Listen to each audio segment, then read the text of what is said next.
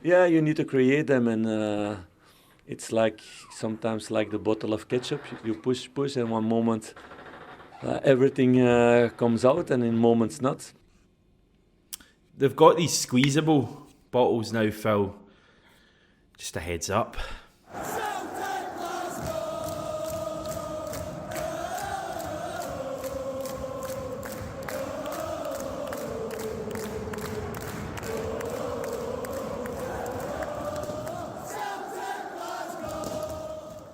Oh, I sense this is going to be another jumbo video for you. It's becoming a bit of a theme on a Monday. We have so much to get through. We might even talk about Celtic 3 St Mirren 0 if we find the time. What a weekend. 3 points for Celtic on Saturday, none for Rangers on Sunday. It's a 4-point lead now at the top of the Premiership. Rangers do have one game in hand, blah, blah, blah. We'll come on to what all of this means a little later on. So where do you want to start? Well, if you think I'm going to start a brand new week on Celtic AM by talking about Rangers, you know me too well.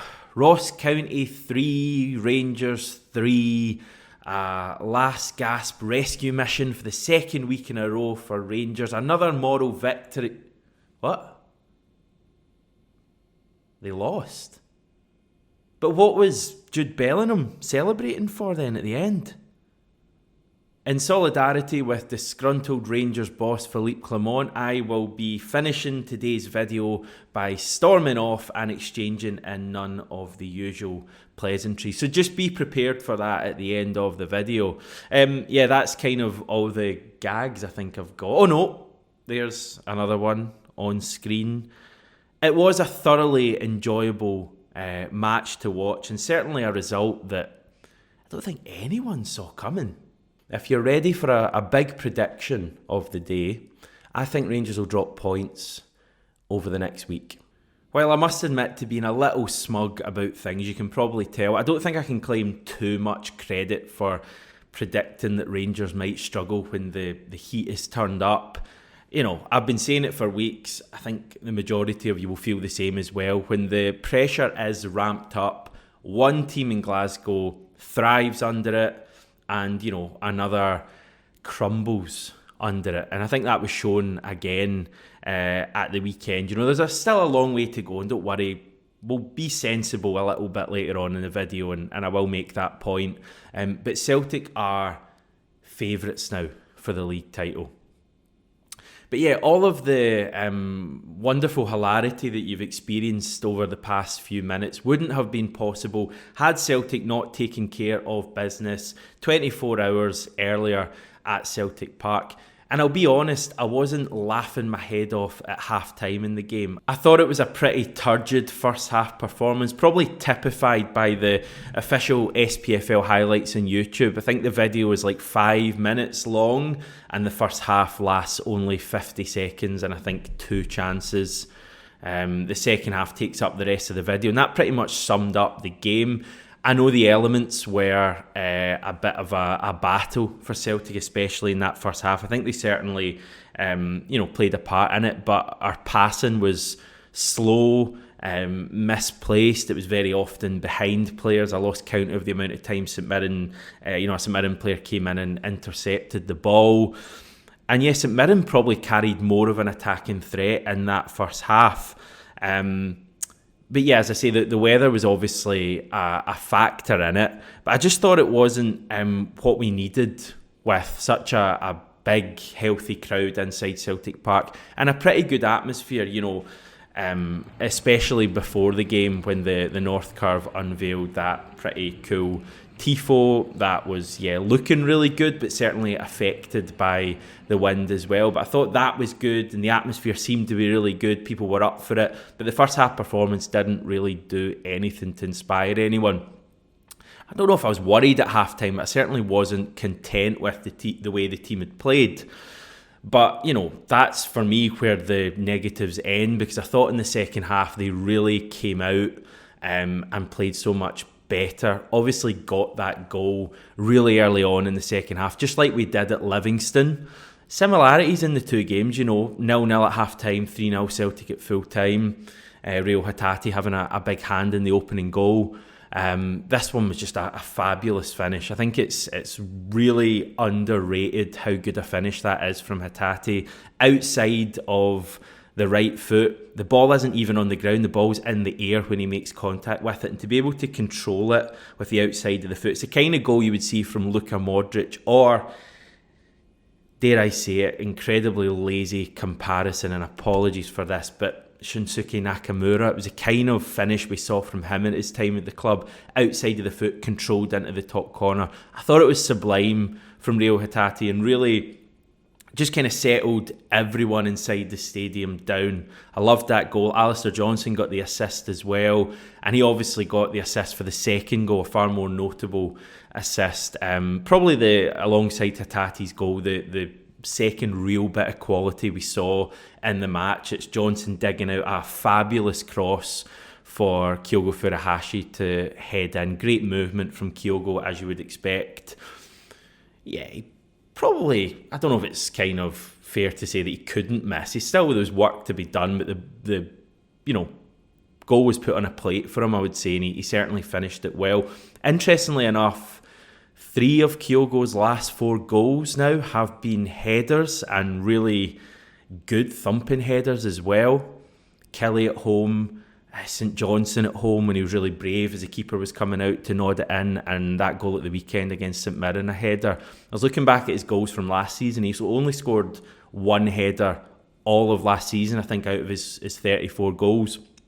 A late one against Dundee United at Celtic Park in that game when we scored 2 late goals to win 4-2. So he doesn't tend to score many headers. He's maybe scored, 6 or 7 for Celtic all in, and 3 of them have been in recent weeks. So that's certainly a new part of his game that we're seeing. So by that stage, the game was effectively won. It certainly was when Adam Ida headed in a goal of his own. It wasn't the most beautiful of goals, certainly not as pleasing on the eye as the first 2, but they count all the same. And I thought we were pretty worthy winners at that stage, and it turned out to be a really good afternoon. Yeah, I think, as I say, we've had a couple of games recently now since the international break that have been goalless at half-time, and maybe supporters are getting, a little bit anxious with so much on the line. But I think it's an important point to make that the team aren't. The team are very relaxed, and they've come out in both of those games. Livingston away a few weeks ago, St Mirren at the weekend, in the second half, and really kicked on. So, as I said earlier, I think the team are kind of relishing the pressure and flourishing under it, and I think they've got a manager there who's certainly at his best when the heat is on. So I think that was really positive. And yeah, there was even a moment of real worry late on in the game when the team made a 6th substitution, and I can only go by my WhatsApp chats and all of that stuff, but the amount of my pals that were at the game that were messaging into the groups going, oh no, points deduction incoming, we've made a 6th sub, we've broken the rules, and catastrophising a little bit. It turns out that Celtic, wouldn't you know, were well aware of what was going on, and a concussion sub was made earlier in the match by St Mirren. Elvis Buomono, should really have practiced that name before doing this video. He went off after a head clash, I think it was with Yang from memory, and basically when that happens, you're allowed to make a 6th sub, an additional sub above the normal 5, and both teams get that opportunity to keep it fair. So Celtic knew what they're doing. I think St Mirren made 6 subs as well during the match. So even with that alarm put to one side, everything worked out. Now Stevie has sent his thoughts in after the game. You may notice that he's not outside Celtic Park. He will explain that. And he appears to have done this video at 2:30 in the morning. How did I know that? By looking at the clock behind him. Having said that, the clock may well be broken. A bit like Stevie. Hi Hamish and everybody else tuning into Celtic AM. Yeah, this is my wee segment after the game where I give my thoughts on Celtic 3, St Mirren 0. You might be sitting there thinking, like Charlie Nicholas, why is this idiot not outside Celtic Park, as he should be? There is a valid reason. I'm going to blame the weather for it, yes. Mother Nature herself is to blame. Tried to do a couple of videos outside, just not for happening. Honestly, ridiculous. There's other professionals who would have got on with the job. I'm not a professional, so sorry Hamish. You get what you pay for. I know you've got over 5,000 subs now on Celtic AM. This is what you get for not hiring better people, sorry.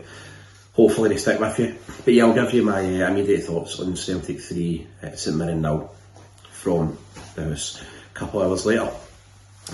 First half was, I don't want to say deplorable, not going to overreact, but it was poor. Rubbish performance, I felt, and didn't test that St Mirren goalkeeper once. In came Yang and in came Narotsky after Liam Scales and Dyson Maeda were ruled out with injury, and you just knew right away that the admission of Dyson Maeda was just going to be a real sore one for us. You know, Dyson has this amazing ability not only to get past the player, but also create opportunities. Yes, we understand that his final ball at times can be frustrating, but he gets into such fantastic positions after he's beat a man, and Yang can beat a man. That's the most annoying part, he's got that in him. But then he checks inside and his final ball, it's just, like, for anybody criticising Maeda, like, Yang on the left today was really poor, but then you've got else, I mean, Kuhn wasn't the best either. Really frustrating performance in the first half. As I say, St Mirren coped with us pretty well, and I was also saying going into this, I was looking forward to going to Celtic Park, and there was a fantastic tifo for the game, just all, you know, green and white, and you had all the ribbons and all that, everything being chopped down. It was a real celebration atmosphere, and again the wind, again, yes, I'm going to have to blame that weather yet again. Even tried its best to disrupt the Green Brigade at the start of the game. They had a big tifo, they've obviously put a lot of thought and effort into it, and they tried to hang it down for the upper section at the North Curve. Just kept blowing away to the point where they just had to abandon it. So the conditions were obviously a factor in the performance as well today. A lot of times Greg Taylor's getting the ball and he's like shailing it ahead of Yang, and the wind's just blowing it back and everything too. Didn't feel Greg Taylor in his best performance again today. I promise you I'll get to the positives, and that's in the second half. But I think just in general the team were pretty sluggish. You could tell that they were struggling to find a rhythm. St Mirren, to their credit, mastered them really well, and there was a moment in the first half that was interesting when Rio Hatate, I didn't think was too great at all in the first half, put a stray pass and he was down, and I think a lot of people round about were thinking surely he's not injured here, but he was just really frustrated at things not coming off for him in that first half. I think a lot of us felt like that. But the half-time whistle went, there was no chorus of boos or anything. It was like, hopefully this isn't going to turn into one of these games. But, you know, the second half, got to say, the players were right up for it, far better attitude, really clinical into quick goals. Pretty much put the game beyond St Mirren. The first one, what a moment of genius from Rio Hatate, and you know, it was like the way that he was able to control the ball and get the shot away into the top corner, like no keeper saving it. An unbelievable goal, just a real moment of maverick genius, and he's one of the few players that can do that in that team. A goal out of nothing, and that's why, you know, for people that were like myself, a wee bit frustrated with his performance in the first half, of course understanding that he came back from injury not so long ago, he's capable of moments of magic like that, and that in the end broke down St Mirren, ended their stubborn resistance. And then another player who I said I hope has a really strong positive run in is Alistair Johnston. Unbelievable ball in for Furuhashi to make it 2-0, bulleted a header in. And we'll never know what Stevie was going to say after that, because that's where the video cuts off. I believe he's blaming lack of storage space on his phone or the wind or something like that. Thanks very much, Stevie, for your time. We'll catch back up with him later in the week when we can look ahead to the Cup semi against Aberdeen as well. Sadly, the afternoon was tinged with sadness. Celtic announcing yesterday that a supporter had died suddenly at Celtic Park ahead of the match. The St Margaret's Celtic Supporters Club have named the lady as Alison McGough, a 54-year-old huge Celtic supporter and political campaigner.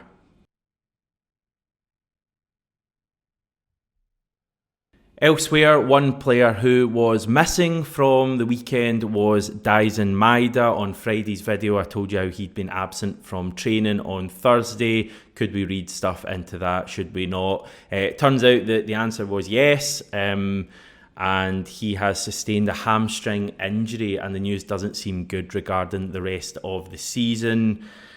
It doesn't seem like he's going to play again this season. Brendan Rodgers telling the media after the match on Saturday, "Unfortunately, I'm not sure we'll see Dyson again this season. I don't expect him to feature too much.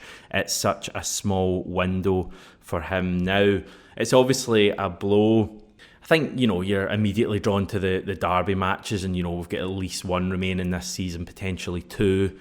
And the impact that could have in those fixtures on their own. But I think Maida offers us a lot in most fixtures. It's up to someone to stand in now on that left-hand side. Will it be Lewis Palma? Will it be Hyunjin Yang? Yang, I don't think, was great at the weekend. I don't know if it's an outrageous shout, but I wonder if James Forrest may be the guy.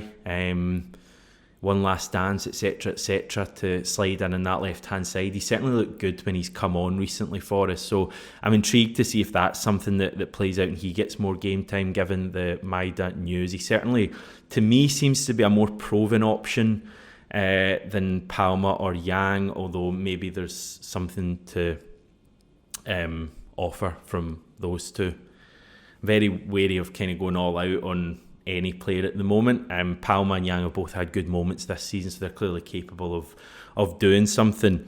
Right, I asked for your comments on our win and the Rangers' defeat as well late last night, so let's just fire a few of them on screen and I'll give you some thoughts. The general consensus from a number of you is that only an idiot would declare that the title is won for Celtic. Oh, got a text.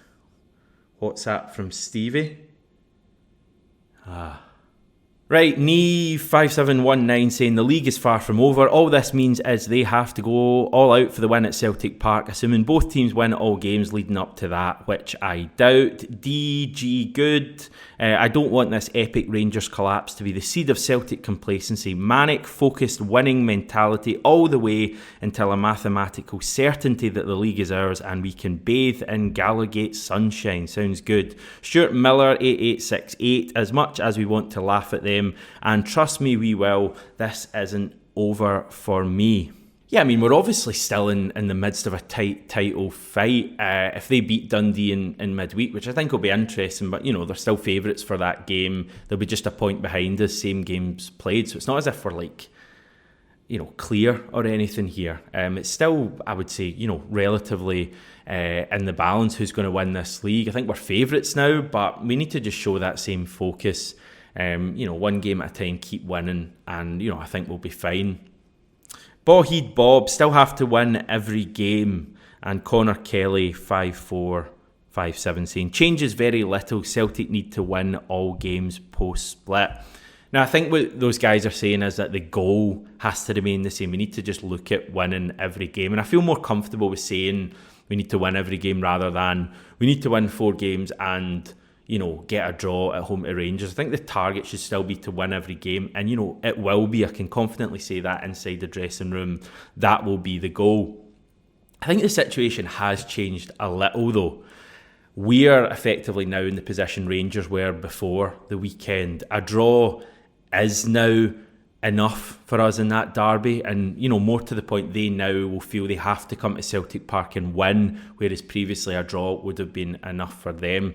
I think what this weekend's shown us or told us is that we'd be foolish just to look at that derby. I think there are still going to be points dropped. Celtic may well drop points in another game. I think Rangers will, based on their performance yesterday, but the other teams in the league are still, we need to still give them a lot of respect, because not many people, all joking aside, would have had Ross County beating Rangers. Motherwell have beaten Rangers recently. We lost at Hearts, so points can be dropped. Kelly drew at Celtic Park as well not so long ago. So tough games to go.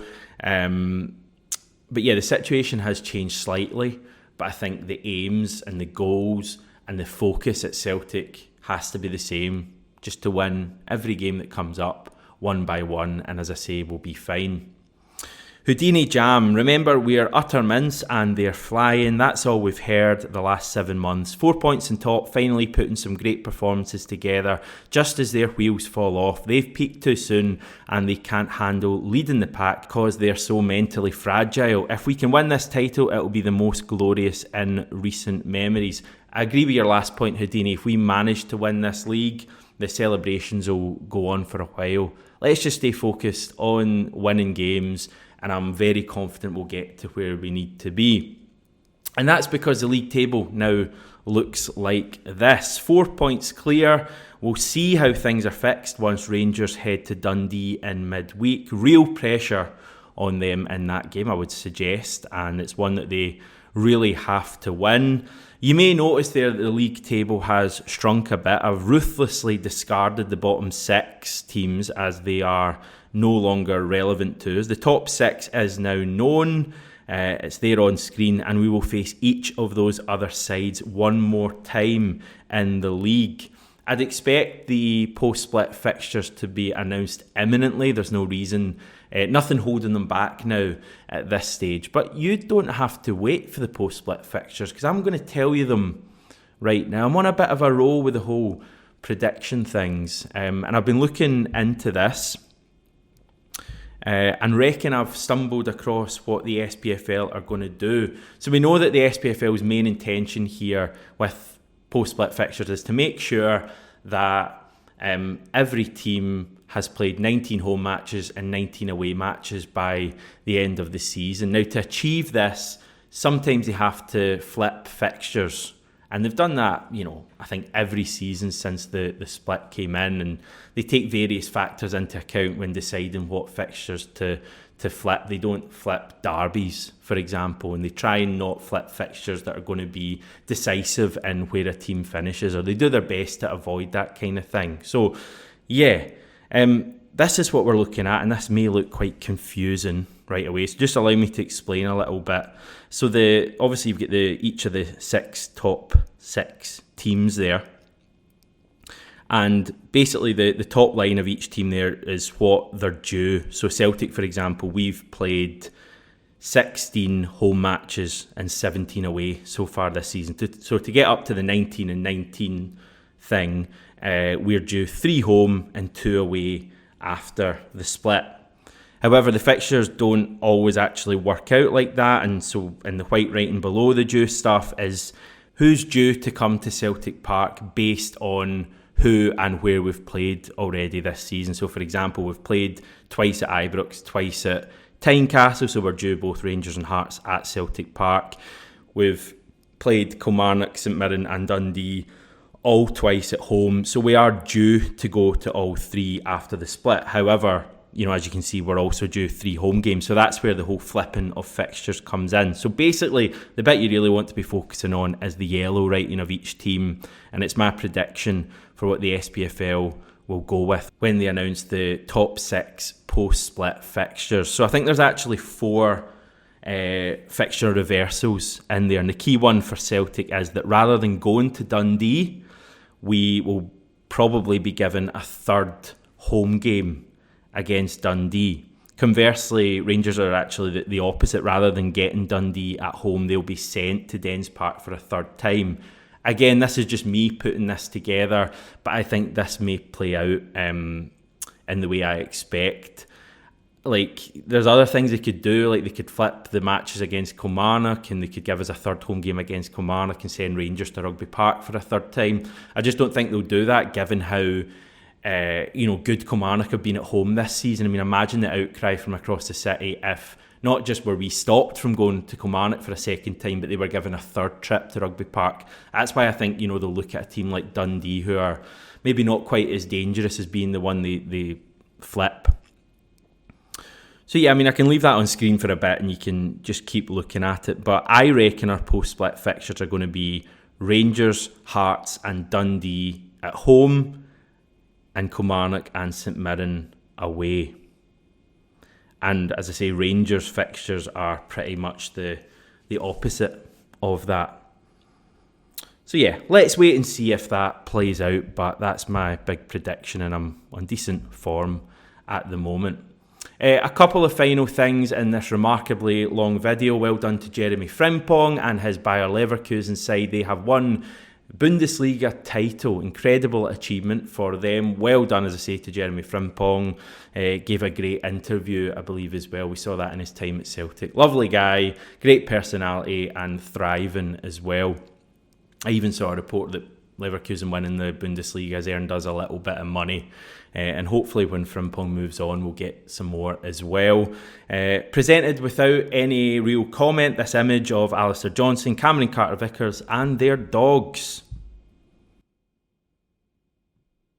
Very good. And finally, I came across this mural masterpiece on Coventry Street in South Melbourne at the weekend. What a welcome sight to stumble upon. Absolutely beautiful. Great work there. And as Stevie mentioned earlier, 5,000 subscribers. Friday was a massive day. Loads of you subbed, I think like 400 of you subscribed. Thanks so much. An amazing achievement, I think, to get to 5k already, and it's all down to you. I wonder if we could get to 10k by the end of the season. It's probably a totally ridiculous ask. But let's give it a go. If you're watching this and you haven't subscribed yet, why not join the family? What a day to do it as well. It costs you nothing, and it means a lot to me as I try and grow this channel and bring it to more Celtic fans like you. But thanks so much to everyone who's signed up and subscribed recently. It's literally just a click of a button. As I say, it doesn't cost you anything. Yeah,